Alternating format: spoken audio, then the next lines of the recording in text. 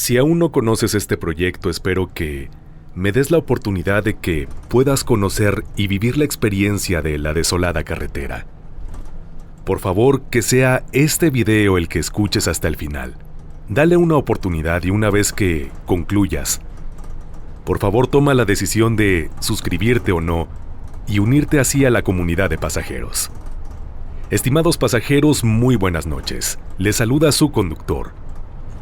Hoy 3 relatos muy pero muy tétricos. E incluso el último, el pasajero que me lo comparte me hizo favor de enviar también evidencia real. Así que por favor quédense hasta el final de este viaje porque vale mucho la pena. Permítanme acompañarlos y llevarlos de nueva cuenta a través de la desolada carretera.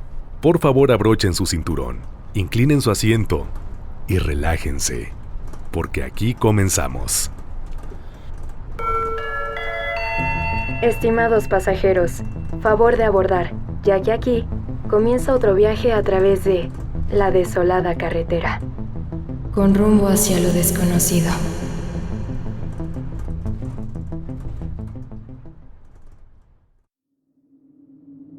Primera escala. Los motociclistas.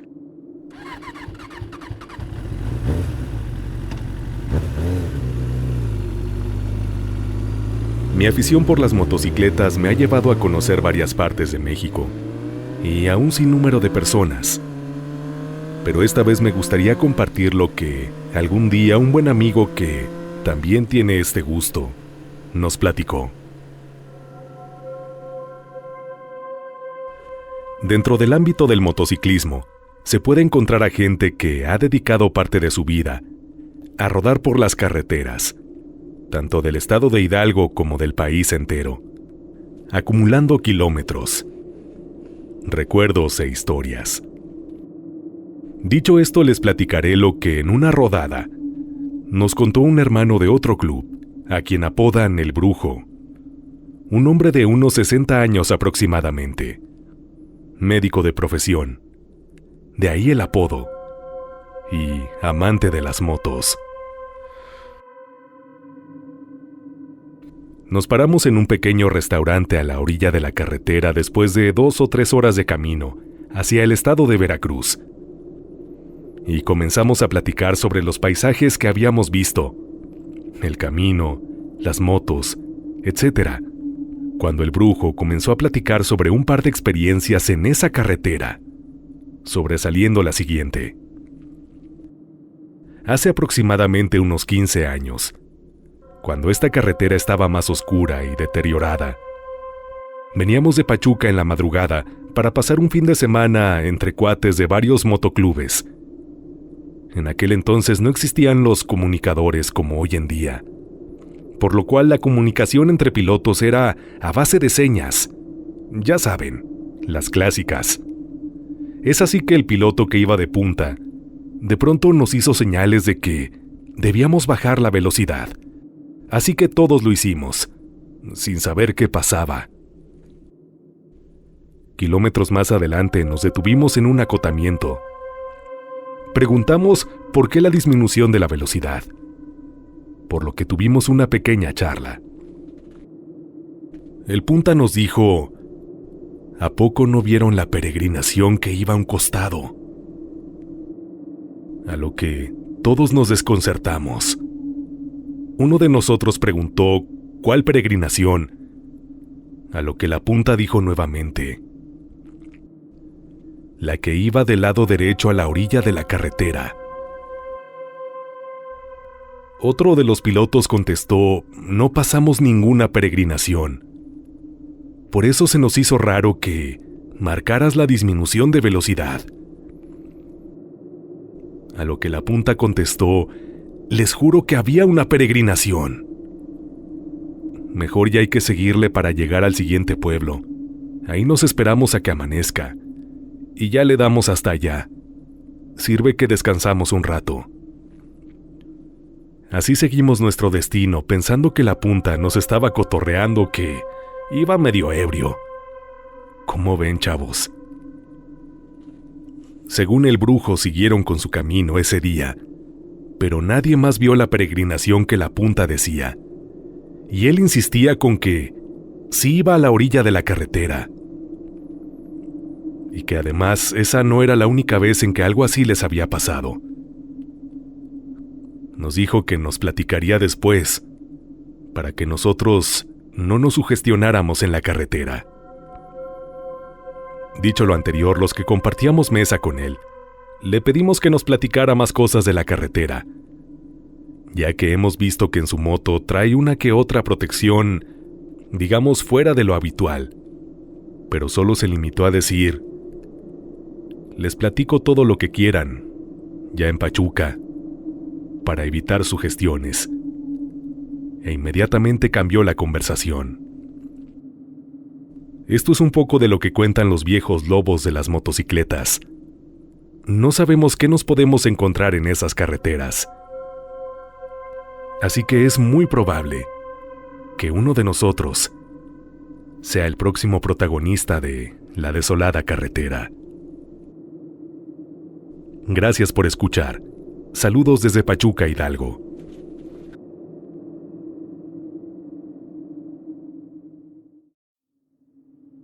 Segunda escala. La experiencia de mi papá. Hola a todos. Les mando saludos desde British Columbia, Canadá. Les quiero compartir una historia que le sucedió a mi padre. Mis padres nacieron en Comonfort, Guanajuato, y cuando mi papá era un niño, empezó a trabajar en una hacienda cuidando chivos y borregos en el campo. Ahí pasó algunos años, y cuando ya era un jovencito de 14 o 15 años, ya tenía un poco más de responsabilidades en la hacienda. Él cuenta que un día en la tarde, cuando ya habían terminado con sus labores del día, como hacía un poco de frío, se les antojó a los trabajadores que vivían ahí tomarse un cafecito con pan, pero no tenían nada. Así que se pusieron de acuerdo e hicieron una cooperacha para ir al pueblo a comprar el café y el pan. Como mi papá era el más joven, lo mandaron a él, y lo mandaron en una yegua que era muy precavida y muy lista, así que él estaría muy seguro. Mi papá nos cuenta que todavía no anochecía, así que le dijeron que se fuera lo más pronto posible, para que no lo agarrara la oscuridad en el camino. Debo aclarar que en ese entonces no había luz pública, ni tampoco en las casas. Se tenían que alusar con candelas o con lámparas de petróleo. La hacienda estaba a las afueras del pueblo. El camino era oscuro y muy empedrado. Mi papá tomó su yegua y se fue al pueblo.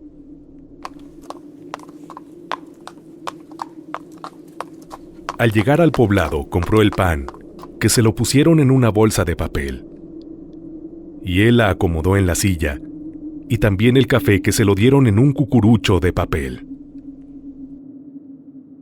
Dice que cuando venía de regreso ya estaba anocheciendo, y el camino real estaba solo y oscuro.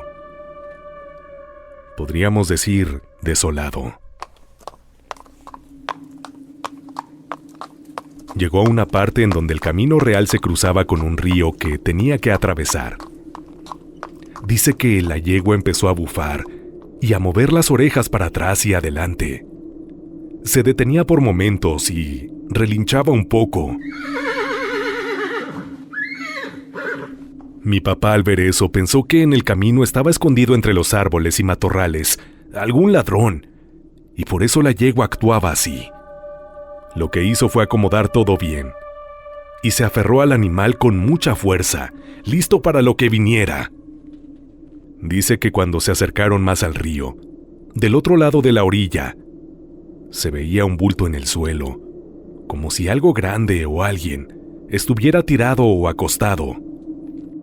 Él estaba seguro que lo querían asaltar, así que le pegó a la yegua para que empezara a correr y ella lo obedeció.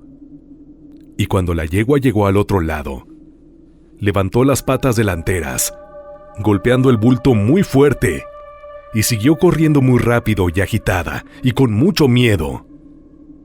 La pobre temblaba, pero no dejaba de correr.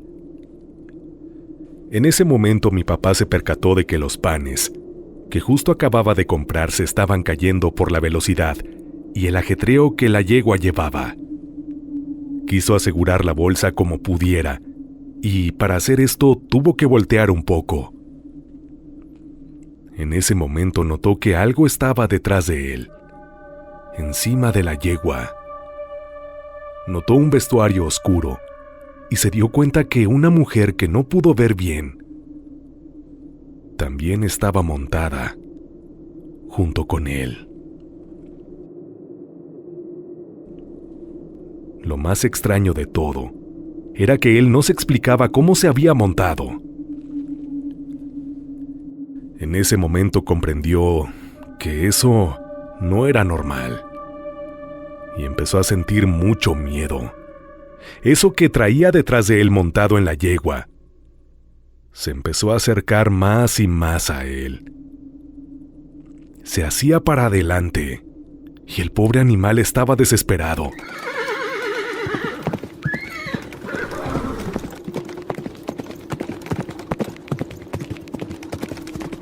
Y lo bueno fue en que en cuestión de minutos llegaron a la hacienda. Lo que le hubiera tomado mucho más tiempo si él hubiera ido a la velocidad normal. Cuando llegó a la hacienda ya estaban esperándolos los otros trabajadores afuera. Estos se dieron cuenta de que mi papá estaba llegando porque desde muy lejos escucharon el galope de la yegua, y también los animales del rancho estaban muy alterados e inquietos. Cuando por fin mi papá llegó, le tuvieron que ayudar a controlar a la yegua para que él pudiera bajar.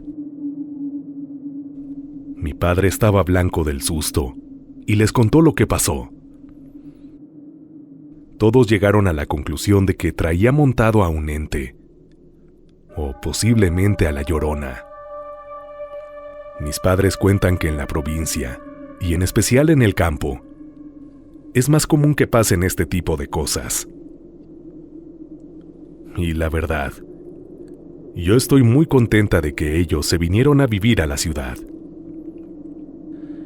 Lastimosamente tengo que aceptar que el vivir en la ciudad no nos protege mucho de estas malas experiencias porque cuando estos seres, entes, o como les quieran llamar, quieren perturbar a alguien,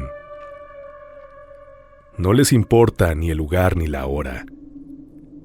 Ellos vienen. Gracias por escuchar mi relato. Cuídense mucho y saludos a todos desde British Columbia, Canadá.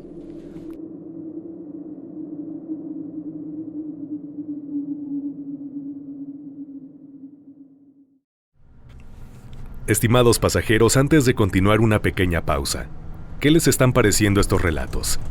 Espero que los estén disfrutando, pero sobre todo espero que los estén encontrando muy, pero muy tétricos.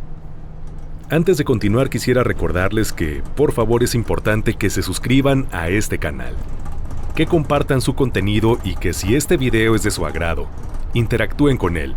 Por favor, déjenme un like, un comentario, ya saben que me gusta leer y responder todos y cada uno de sus comentarios y los agradezco muchísimo. Y a su vez, la forma más importante en la que ustedes pueden ayudar a que este proyecto continúe es enviando sus experiencias, es enviando sus relatos a la dirección de correo electrónico midesoladoes@gmail.com. midesoladoes@gmail.com. Voy a contestar a todos y cada uno de ustedes quienes me hagan favor de enviar su relato y los estaré incluyendo muy pronto en este proyecto. A su vez, no lo olviden, botón de gracias para invitarle un café, un refresco a su conductor. Lo que ustedes gusten es bienvenido porque lo agradezco muchísimo, pero sobre todo, me motivan como no tienen idea a seguir realizando este contenido. Ahora sí, vamos hasta nuestro tercer y último relato de hoy que, como les comentaba, contiene evidencia real, así que muy atentos. Que lo disfruten. Tercera escala. Lagañas de perro. Lupita Robles. Se llama Lupita Robles, la amiga de mi mamá que nos regaló ese árbol. y nos llevó un tiempo caer en cuenta que ese regalo se relacionaba directamente con ella, debido a su apellido. El roble, en un principio era muy pequeño, pero pronto creció y se convirtió en lo que es ahora, un árbol de gran altura. Estamos seguros que nos lo regaló con buena intención, solo con la de embellecer nuestro jardín y tal vez recordarla a ella. Y lo que empezó a pasar después, queremos pensar que no tiene nada que ver con ese regalo. Pasa que muchos años después de recibir ese roble, sucesos extraños comenzaron a suceder. El primero de ellos fue que en mi ventana, que da precisamente al jardín y a ese árbol, por las noches la comenzaron a tocar. Eran 3 golpes secos.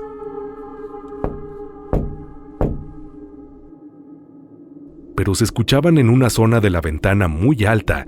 Era casi como si quien los produjera estuviera en la azotea de mi casa y se agachara para alcanzar mi ventana. Sin embargo, otra de las cosas que nos comenzó a llamar la atención fue que de pronto la Mindy, mi perrita, comenzó a ladrarle a ese árbol en más de una ocasión.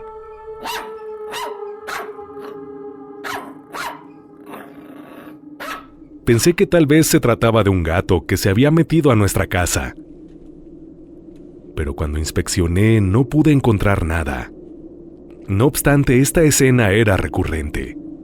Lo peor era que, en la noche también, ya que mi mascota tiene una pequeña puerta por la que, en la noche puede salir al jardín, a hacer del baño, y en cierta ocasión, sus feroces ladridos me despertaron.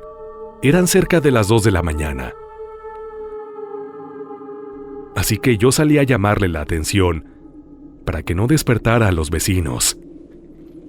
Me dirigí hasta el jardín, e incluso con miedo, ayudado por mi celular, alucé las ramas de aquel roble, pero no pude observar nada fuera de lo normal. El tiempo pasó y eventualmente hice una cena en mi casa con motivo de Día de Muertos. Y ahí los invitados pudieron ser testigos del extraño comportamiento de Mindy.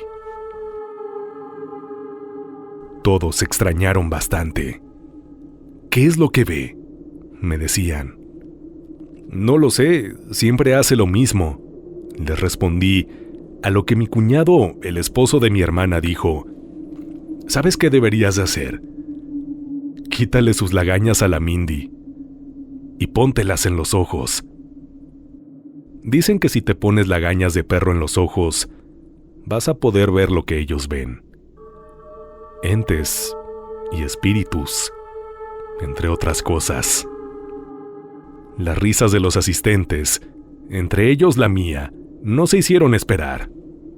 ¿Cómo crees?, le dije, aunque yo ya había escuchado eso mismo, pero lo cierto es que nunca consideré esa opción. Sin embargo, lo que pasamos por alto fue que mi sobrina, la hija de mi hermana, también escuchó estas palabras. Así que, en cierto punto, que nos metimos a mi casa, porque los moscos ya estaban haciendo de las suyas. Mi sobrina, una niña de 5 años, se quedó afuera, jugando con la Mindy, cuando de pronto escuchamos que lanzó un grito, el grito más horrendo y lastimoso que se puedan imaginar. Salimos corriendo y la encontramos llorando, sin poder hablar, viendo directamente al roble. Mi cuñado la cargó, sacándola de esa especie de trance, y entonces la metimos a la casa. La inspeccionamos y vimos que, efectivamente, se había puesto las lagañas de mi perrita en sus ojos. Se las quitamos. Le lavaron los ojos, pero mi sobrina no se calmaba. Obviamente le preguntamos que qué había pasado, pero ella no podía hilar frase. Quiero decirles que a partir de ese punto la impresión fue tal que mi sobrina dejó de hablar. ella simplemente dejó de pronunciar palabras. Así que mi hermana, preocupada, decidió llevarla con un psicólogo infantil. Semanas después me visitaron y yo les pregunté que cómo seguía mi sobrina. Ella me dijo que aún no podía hablar, que según la psicóloga, un trauma extremadamente fuerte fue lo que la privó de esta capacidad. Así que hasta ese punto, no nos había podido decir exactamente qué era lo que había visto. Sin embargo, como parte de su terapia, sí lo había dibujado. ¿Lo dibujó? Le pregunté a mi hermana, a lo que dijo que sí. Entonces sacó una hoja de su bolsa y me la mostró. Ahí había un dibujo hecho por mi sobrina durante su terapia.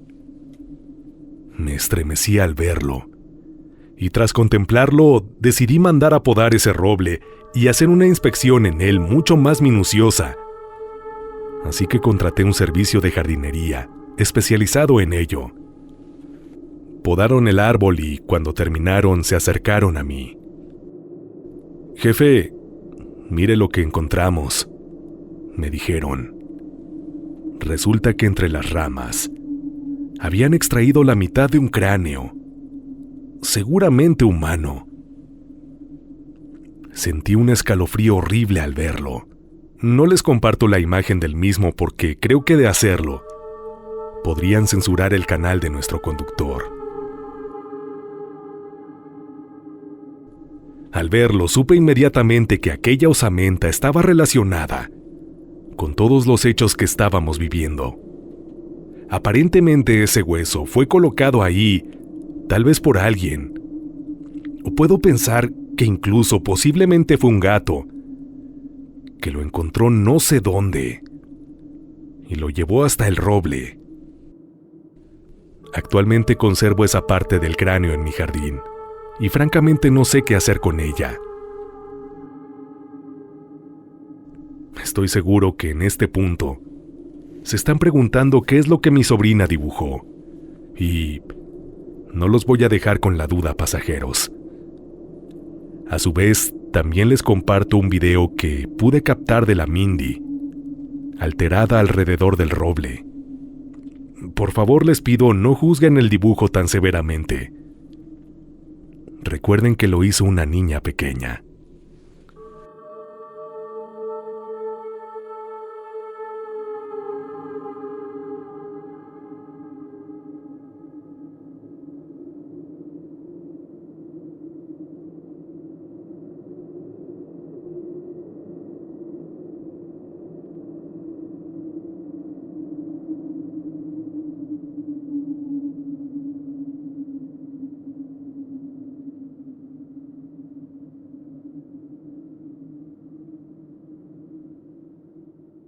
Como pueden darse cuenta, aparentemente es una mujer la que ahí se aparece.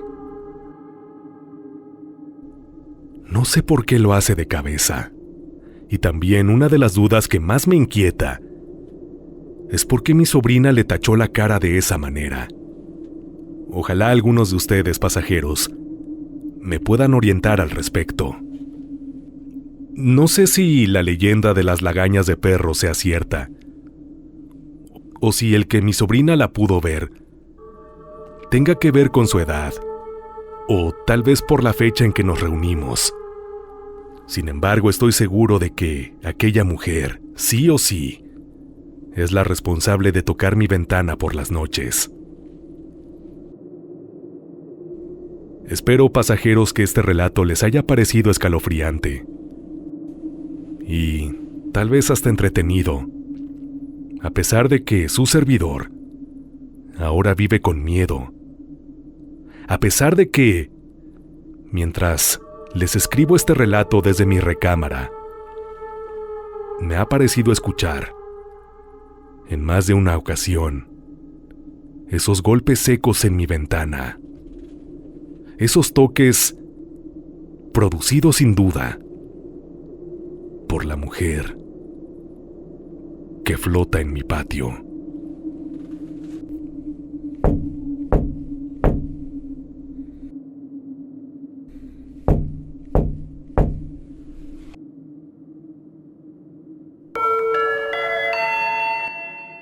Estimados pasajeros, hemos llegado a nuestro destino. Gracias por acompañarnos en este viaje. Es momento de descansar. Si creen poder.